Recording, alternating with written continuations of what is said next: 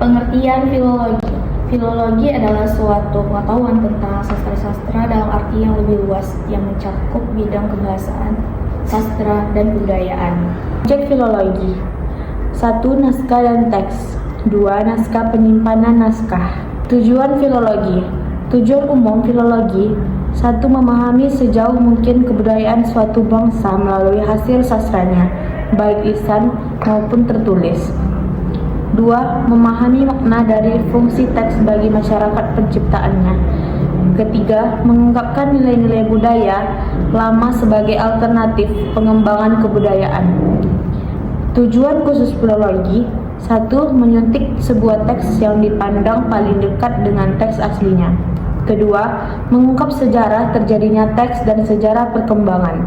Ketiga, mengungkap persepsi pembaca pada setiap kurun penerimaannya. Kedudukan filologi di antara ilmu-ilmu lain, yaitu pertama ilmu bantu filologi, ada linguistik, pengetahuan bahasa-bahasa yang mempengaruhi bahasa teks, yaitu ada 2, bahasa Sanskerta sama bahasa Arab. Terus ada pengetahuan bahasa-bahasa daerah Nusantara, ilmu sastra, Hindu, Buddha, dan Islam, sejarah kebudayaan, antropologi, dan folklore. Kedudukan filologi di antara ilmu-ilmu lain. 1. Filologi sebagai ilmu bantu ilmu lain meliputi 1. Filologi sebagai ilmu bantu linguistik. Kedua, filologi sebagai ilmu bantu ilmu sastra. Ketiga, filologi sebagai ilmu bantu sejarah kebudayaan. Keempat, filologi sebagai ilmu bantu ilmu sejarah. Kelima, filologi sebagai ilmu bantu hukum adat. Keenam, filologi sebagai bantu sejarah perkembangan agama. Dan ketujuh, filologi sebagai ilmu bantu filsafat. Sejarah perkembangan filologi, yaitu filologi di era daratan, meliputi awal pertumbuhannya. Kegiatan filologi di kota Iskandariyah dilakukan oleh bangsa Yunani pada abad ketiga. Terus filologi di Romawi Barat dan Romawi Timur, dan filologi di zaman Renaissance. Filologi di kawasan Timur Tengah, negara-negara Timur Tengah mendapat ide filsafati dan ilmu eksakra terutama dari bangsa Yunani lama yang semenjak zaman Iskandar Zulkarnain telah menanamkan kebudayaan di Mesir, Syria, dan di beberapa tempat lain.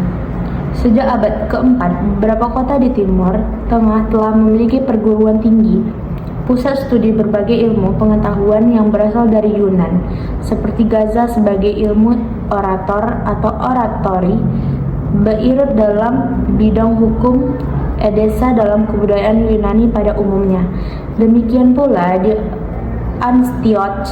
Oleh karena itu, pada abad kelima, kota Edessa dilanda perpecahan gerejani, maka kebanyakan ahli filologi yang berasal dari kota itu pindah ke kawasan Persia. Filologi di kawasan Asia, India.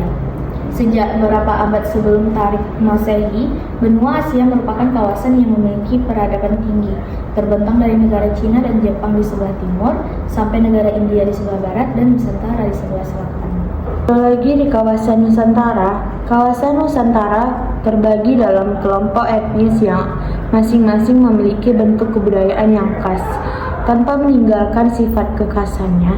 Kebudayaan Nusantara, kekayaan Nusantara akan naskah-naskah lama dibuktikan dengan jumlah koleksi yang dewasa ini terdapat di berbagai pusat studi kebudayaan Timur pada umumnya.